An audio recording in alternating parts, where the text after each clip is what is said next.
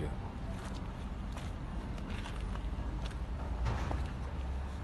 This is my trailer.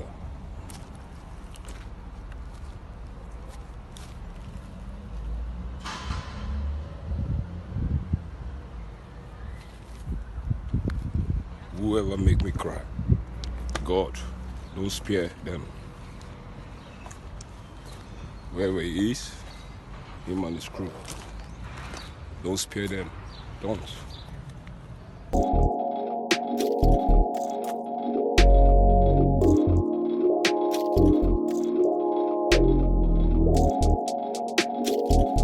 Hi everyone, I'm Selena. Hello everybody, I'm Paris. Welcome, this is Love Uncut. We didn't get the thing. Anyway, yes, welcome to Love Uncut. Paris, you wanna... Paris, do you wanna talk about what we'll be discussing today? Yeah. Go on then. Don't mind if I do. So today I wanted to share a story that I guess touched me right here and actually touched many people who heard the story. I just wanted to share my thoughts and my feelings on it. I think it comes in the context of us recently looking at these show apartments, and you know, in the area itself it's going to be regenerated, gentrified, whatever you want to call it, and that means that, you know, currently there's homeless people around there. There's just a different community there at the moment, a low-income community. And I guess when we've gone to see these apartments, you can kind of tell that, like, the focus of the estate agent is not about the people that perhaps will be ushered out of these areas. It's very much about, oh yeah, we'll get rid of them sort of thing. It's like one of the apartments we went to see, the estate agent literally said, oh, this area has had lots of homeless people in the past, literally in front of a homeless person. As we were walking past. Yeah, there was no sort of sensitivity. It was just a bit weird. And then he sort of must have seen our facial expressions, because he then went on to say, oh yeah, we're donating to charity. And I was like, Yeah, indeed. But this is Britain. This is all about, all about class. So maybe to some people that want to potentially rent these apartments or whatever, they want to know that you're getting rid of the problem, you know. And we all know homelessness in and of itself is a complicated political problem, but a lot of people don't want to look beyond the surface and, you know, make themselves feel uncomfortable with that truth, I guess. Anyway, that's a topic. I think it's just easier for people to ignore because it doesn't directly affect their lives, and as you say, it's such a complex topic. It's like, where do you even start? Well, most people just blame the individual. That's the default. You're there because of your choices or whatever. Yeah, which anyway, is not fair, but anyway, yeah. So as we were walking through this area, I mean, I just suddenly became on edge because I noticed that, you know, I was getting a few like stares, and it wasn't necessarily from, you know, white people. It was from black people, and then a few of the kind of like scoping you out, like, who's this guy, we've never seen him before. Yeah, sort of thing. Yeah. I'm being surveilled, you know, while I'm walking down the street with Selena and this estate agent guy. And, you know, I don't know, I didn't really notice them looking at Selena and this guy in the same way. I mean, this guy was, I think, like, what, Indian descent? Probably, I think so. Yeah, and, you know, because I'm just always aware, and if you watched our last video, we have to be, right? Because people come and interrupt our brunch, and, you know, I've always had this awareness. You just got to be aware, and I didn't feel comfortable. So it was interesting how, you know, you turn a right corner and then suddenly, you know, you're feeling a little bit uncomfortable. On edge, yeah. On edge. So after we'd finished the viewing and everything, you know, the guy was very much about, in the future it's going to be X, in the future it's going to be Y. Yeah, I hope so, but I also hope that the existing community isn't forgotten about, and also, you know, I can go into this area and people don't assume, like, people seem to assume that I'm involved in your whatever it is. Do you know what I mean? Which seems to be like I've got a passport to say, hey, criminal activity, I'm involved, you know. I don't, You want to, you know what I mean? I just don't want none of it, like, you know. Yeah. So it's annoying. Anyway. What's the bridge? Here's the bridge. So we went into this health food place, didn't we? Like one of those places that does like the acai bowls and stuff. Oh yeah, like overnight oats and just very quiet hipstery. Yeah, it was hipstery for sure. I mean, the guy was lovely, and you can tell the food is sort of, he makes it with love, and it's lots of fruit, and it's vegan, and all this kind of stuff. But yeah, it was that kind of hipster vibe. Yeah, and he was a cool guy, and you know, it was just a random place that Selena suggested we go on the weekend, but it was closed. And then, we just happened to pass it, right? And it was like the last day of summer, basically, in some ways. It was a nice day. We're feeling ourselves, you know. Yeah, looking out the window, definitely last day of summer. Yeah. And, you know, he was just talking. He told us about his business and how, you know, he was living at home and he's putting everything into the business. So he's a guy, honest guy, trying to work hard and level up, I guess. Yeah. In some ways. He saved money, he built his business, and just trying to build it more and more as time goes on. Yeah, and you know, the thing that he sold me was really nice, some chocolate date thing. I was surprised I liked it because I generally like fruit based stuff, but it was reassuringly expensive as well. But you know, supporting. Hey, you go to a hipster place, what do you expect? Yeah, but at least it's not a chain. I like supporting independence. Yeah, definitely. You know, so yeah, one thing he said that really stuck out to me was that he was saying, you know, the city we're in is very interesting in terms of you can kind of take a wrong turning and then suddenly you might find issues. You really need to be able to just flow.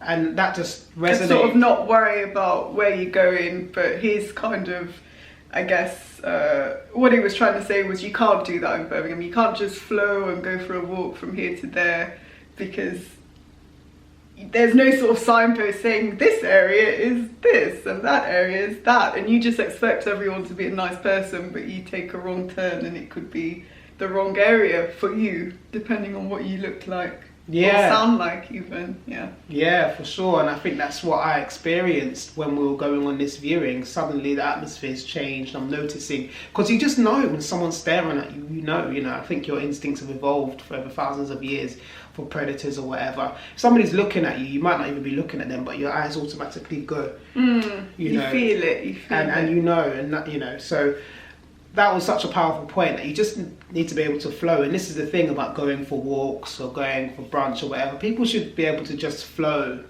You know, that's a natural human thing, right? It's something that a lot of people have never had to think about, you know, growing up. So it's such a foreign concept to them. People second guessing whether they can go for walks. People second guessing whether they should go for brunch. People second guessing about what postcode they're in. It's so foreign, and I can't really put it to you, you know, any plainer than you're unable to live in your natural state. You're confined by just the areas that you know, and maybe, you know, the surroundings that you know. So bridge, still waiting for the bridge. So the bridge, getting to the bridge. So I feel like that thing about being able to flow is definitely prevalent within this story. We have a gentleman, you know how to pronounce his name better than me, David. David Olalekan Damson, I think his last name was. Yeah. And basically he had a food truck, and he'd set up in Manchester. He'd come from Kent and set up in Manchester.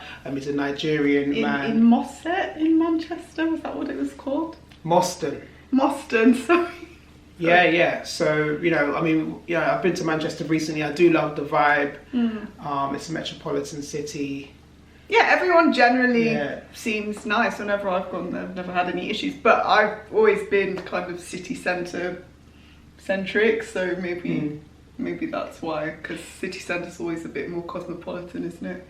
Yeah, but I mean, I did look on Google Maps, and it's a 15-minute drive from the centre, but maybe 15 minutes is enough to get into this, you know, I meant more of a suburban environment. But the point is, David showed such bravery of, you know, leaving Kent, He'd saved money, about £3,000 by working, and then he'd invested in a food truck, and he was serving the community and doing well because he'd put his heart into his food product. People kept coming, you know, he was doing really well. He's serving suya. I don't know if anyone knows what that is, but it's such a good, tasty thing out of Nigeria. I love it. It's basically like, well, it can be any kind of meat, really, predominantly beef or chicken, and it's just seasoned with some special kind of magical seasoning, and the way it's grilled, and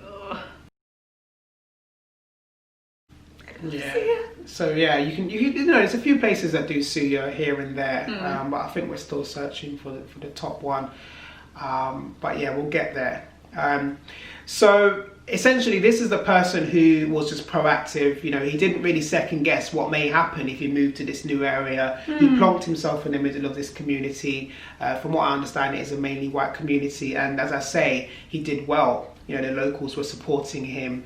He also helped some of the vulnerable people there, so the homeless people. Food, gave him food. People that have less money, he was just giving food.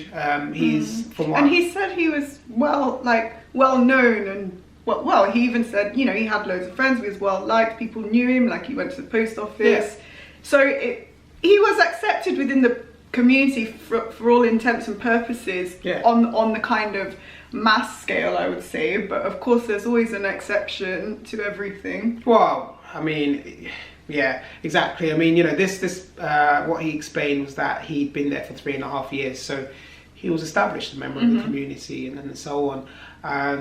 And as I say, clearly his mindset is one of being proactive and just going somewhere and just flowing as humans should be able to do, right? Turn this new corner, go there, why not? And then, as I say, most people would not think twice about going to a new city and hostility. You made a good point earlier, though. You made a good point that because he's not from the UK, maybe he doesn't see that as a barrier. So if you didn't grow up here, maybe you're less aware of, oh, if I go to this area, it might be a bit dodgy. It's like how when I love going for walks from Paris, I'd always be like, why are you going for walks? You know, because he's aware that, oh, this area is this, or that area is that, whereas I'm not, because I didn't grow up here, or I didn't grow up in London, so I don't necessarily understand the issues postcode to postcode, and it's something I've had to learn about. So maybe potentially this guy was so proactive in his dreams and implementing his dreams in his food truck, but then maybe a little bit naive of what comes with living in certain areas in the UK. Yeah, there are cultural boundaries. Yeah. You know, we thought about doing our own food truck, and it never really occurred to us to, I guess, go all the way, you know, up north into a suburb. And to be honest, we would think twice or maybe 3 times because most people are decent people, but we know if you go into a predominantly white area, for example, or a predominantly Asian area, for example, there may be some friction. Yeah, and it will always be the minority, I would say. Definitely minority, but it can happen. So it's just something you need to think about. And maybe he did, or maybe he didn't, but I'm just thinking if he didn't grow up here, maybe that wasn't like something he was 100% aware of for that area. I believe that black people that are raised in the West, they tread a little bit more lightly. They think a bit more about where they're stepping in the world, you know. And you know, it's hard because you're confined, and it's like if you step into these arenas and you have a negative experience, some of your peers will just be like, well, why was he there? You know you shouldn't be there. You know what corner you should stay in, if you know what I'm saying. And it's such a restricted way to live as a human. You can't flow. You know, you're going for walks, setting up business, wherever it is. So I'm going to get to the point here. So from his story, from what I understand, there was just an individual with a small group of friends who started troubling David. And he started, first of all, he stole David's £3,000 food truck. And David told the police found the guy. The guy couldn't prove where he'd bought the food truck from, but there was no further action that could happen. So David was basically left powerless and unprotected by the police. Yeah, you know. And then he got his truck back, but the inside had been all messed up. stolen from, I believe. Yeah. And then he kept seeing, well, if you live in the same area as someone, you're going to see them around, right? And this guy kept sort of shouting racial slurs at him, saying, you know, basically, get away, you're an immigrant. Why, you know, you shouldn't be here. Why are you setting up, like, why are you trying to take over? Why are you trying to create this business? Why are you trying to be successful? Get out, sort of thing. Obviously, paraphrasing. But yeah, so obviously that's not a nice environment for David, but he just sort of continued trying to do his thing. He didn't react in any way apart from telling the police. But then, you know, things took a turn for the worse. Yeah, things did take a turn for the worse. So 2 days ago, apparently this person said to David that, you know, we've got our eyes on your truck, you know, we want your truck, you know, and more racial slurs. And then 24 hours ago, David found out that, yeah, his truck had been burnt down, his £3,000 truck had been burnt down, his livelihood, the truck which he's been serving the community, giving food away to mainly white people in the area. He didn't care. His whole mantra was not about race. It was just about trying to come in there and do the right thing, build his business, support the community that he's in. You know, he's embracing the community and hoping that they embrace him. So, as I say, his truck was burnt down, and I can't imagine, you know, any of these food vendors that you see in Shoreditch or any of the food vendors you see in Digbeth or something like that, if they just woke up one day and everything was burnt down, how would they react? Well, it's heartbreaking, isn't it? That's your livelihood. You saved money to create that thing, and then someone just burns it down because they're a nasty piece of work. Like, it's him and his friends. It's just horrible, and I mean, you can see the pictures. It's devastating. He's literally like just standing amongst ashes. It's just horrible. And you know, things had been stolen from the van, so there's this real economic violence side of things. You know, you come into these areas and people suspect you, maybe depending on stereotypes, of drug dealing, or you're doing the right thing, and now people are still trying to find a way of coming to you. And I guess it's all about power, isn't it, ultimately? And, you know, it's used through the lens of race. He didn't like the fact that he was establishing himself economically. Well, maybe he didn't like that he was building bonds with people in the community, that people liked him. Maybe he was a bit jealous. I mean, race is clearly a factor, but there could have been other variables too. But it's just so sad, you know, like, why can't you just let someone else do well? Like, the guy had worked hard. He's not coming and stepping on anyone else's toes. He's literally just selling food and giving food for free as well to those who need it. So for all intents and purposes, he's helping the community. Why would you not embrace someone like that? Instead, you burn down their business and you insult them. But anyway, I mean, this is obviously really harrowing, heartbreaking. I think when I read it, it definitely brought tears to my eyes. But at least there's kind of, I wouldn't say a silver lining, because this should never have happened in the first place, and I'm not trying to turn it into a positive news story. But I guess the one beautiful thing out of this story is that because of what happened to David, a stranger actually set up a GoFundMe account for him, and within 24 hours it's raised over £40,000 and still going. And you know, there's so many beautiful messages of support on there from strangers who don't know this guy, who literally are just, you know, empathizing with his situation and showing compassion and just showing that there are nice and kind humans out there, you know.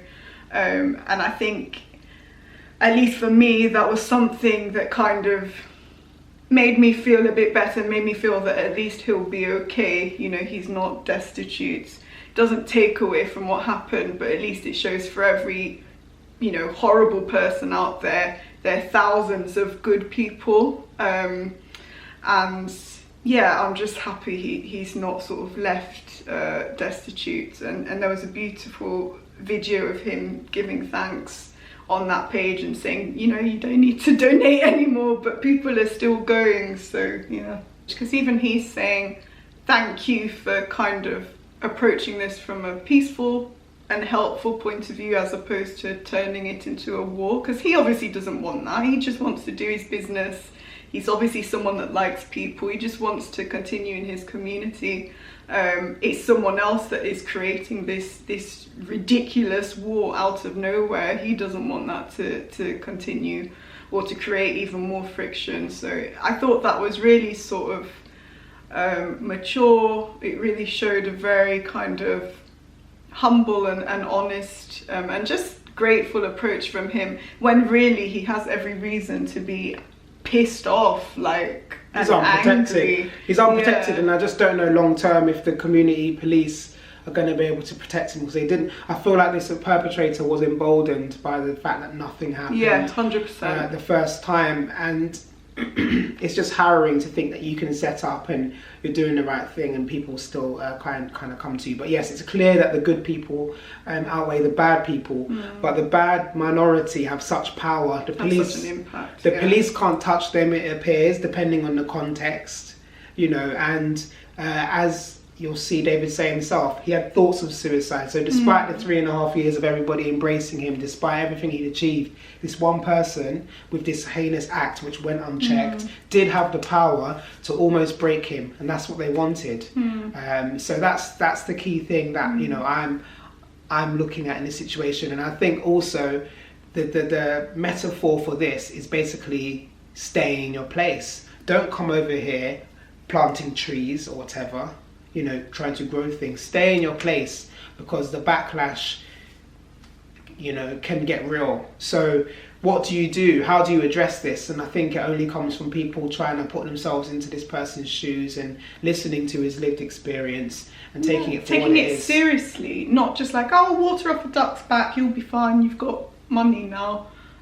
Because as you said, he said, he was suicidal. Like, you can't deny the impact of what happened. And of course he's trying to focus on the positive, but you can't deny how he felt at that time and all the trauma he went through. So I think this is the thing, it's just raising awareness and taking people seriously and being empathetic. And you know, I really hope the police do arrest this guy, because they didn't arrest him the first time when they had a chance. So hopefully, you know, now he's actually, you know, it's arson, right? That's a criminal offence. It's like you're having to ask if it's even a crime based on the reaction of, I guess, the people that are supposed to protect him in this situation, which speaks to power dynamics at the end of the day. Because if you've got an institution which isn't equipped to empower you ultimately, along the lines of race in this specific situation,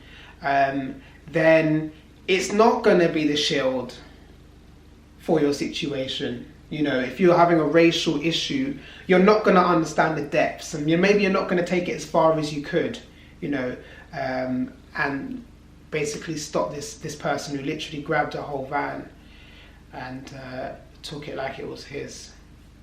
How can somebody literally just say that's mine? Like, you know, it's difficult to comprehend. Just a power play. Power, yeah, exactly. But yeah, I mean, as you say, this man did get £40,000. Great. I think he would have preferred just being able to do what he was doing in the community. Yeah, but that's what I said at the start. It should never have happened. But okay, it did happen because this is a wretched world. But at least he's not being left destitute, and at least, you know, even from those horrible feelings of suicide, he can see that the majority of people do care and want the best for him, as opposed to the minority who were horrible, not discounting their impact.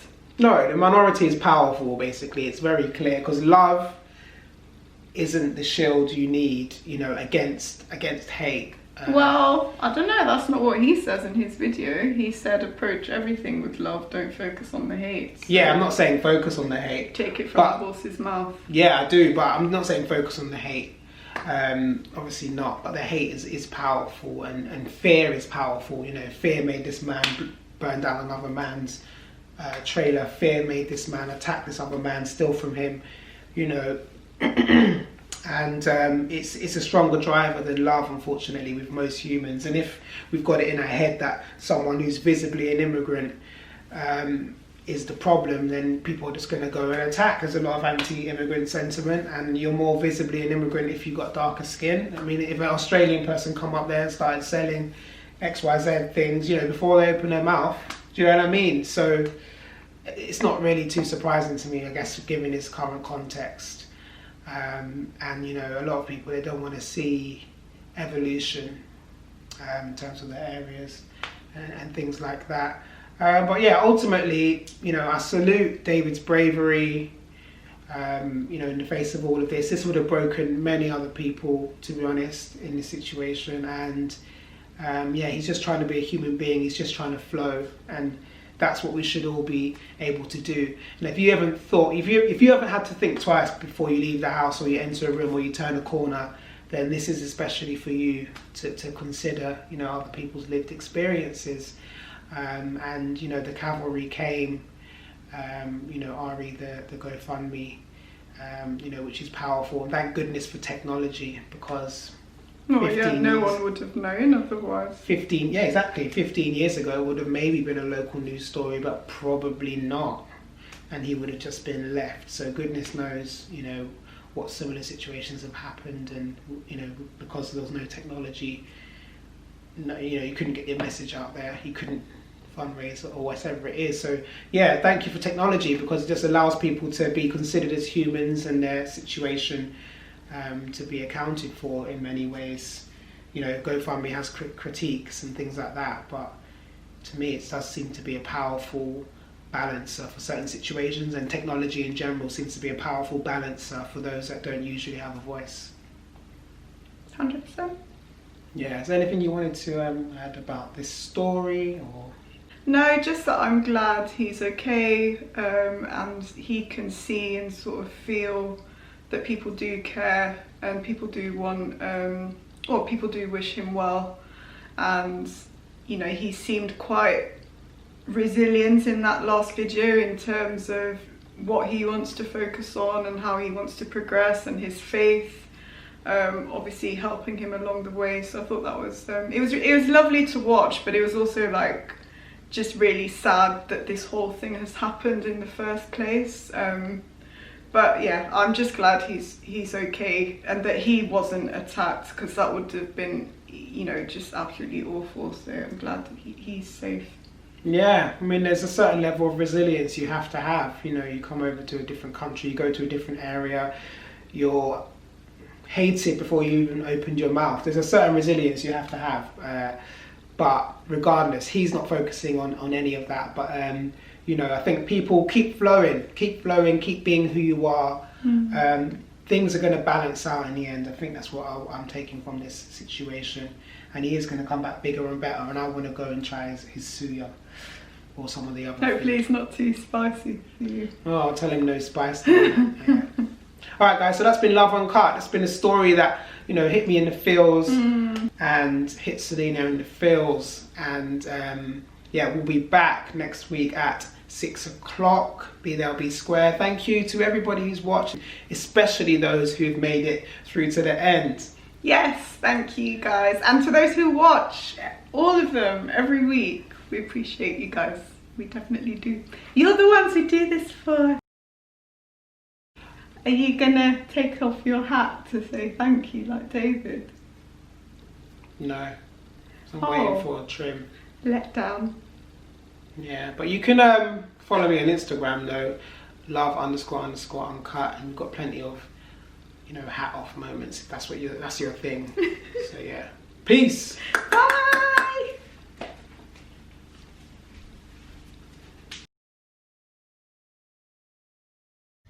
Good morning, everybody. I'm David Olalekan Kamson-A.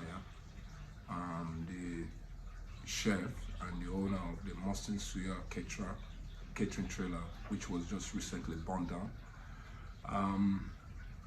It was a sad thing, because up until now, I've always been doing it alone, trying to survive, just trying to do the right thing.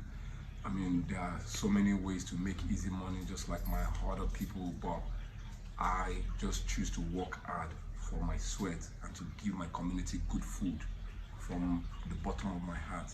And I've done this over and over for 3.5 years. The turnout is good. That is why I'm able to purchase a trailer to provide the food in a more suitable and clean atmosphere for the people. But unfortunately, I don't know whatever vendetta Craig has towards the black people, but whatever it is, I'm happy that it's just Craig that is one bad egg out of 1 million people. Thank you all, everyone, for coming together, United Kingdom, both black and white people, for coming to show your support. Humanity have just restored hope in my life, because about 2 days ago, when I saw my trailer on fire in ashes, I was devastated and I was at the point of suicidal thoughts, different thoughts spinning around. But thank God to Jolos, who helped me, created the GoFundMe, and it's been very helpful, and keeping me up to date and making sure that I follow everything as it goes. Thank you all for donating over £40,000 in less than 24 hours. Wow. God bless you all. I am going to promise you one thing. I am going to promise that the money from the community will serve this community back, and that is my promise. I will make sure I provide good and better quality service and food to you people, and I'll also make sure that the ones that cannot get much around you should come to me, and I'll feed you all. And God bless you. Thank you to God Almighty, and thank you to all the people that have been standing with me in prayers. Those that want to donate money that couldn't donate, that are with me in prayers, God will bless you all. And those that put money down for me, heaven will raise up for you anytime at the point of your need. The Bible says that in Joshua chapter 21, from verse 53, it says that, and God gave the Israelites peace all about, and every good promise of God in their life came to pass. Every good promise of God in your life, according to that Joshua 21, it will come to pass in your life. Thank you all, Manchester. Thank you, the whole world. Thank you, United Kingdom. Thank you, Jolos, my brother, who started the GoFundMe. Thank you, the people of Moston, who love me out of everything. And thank you all for not taking this into war level. Peace and love, we spread it all. Let love be your guidance. Don't let racism take over anything. Just preach love and show love. Thank you, and I take my hat off. God bless. Amen.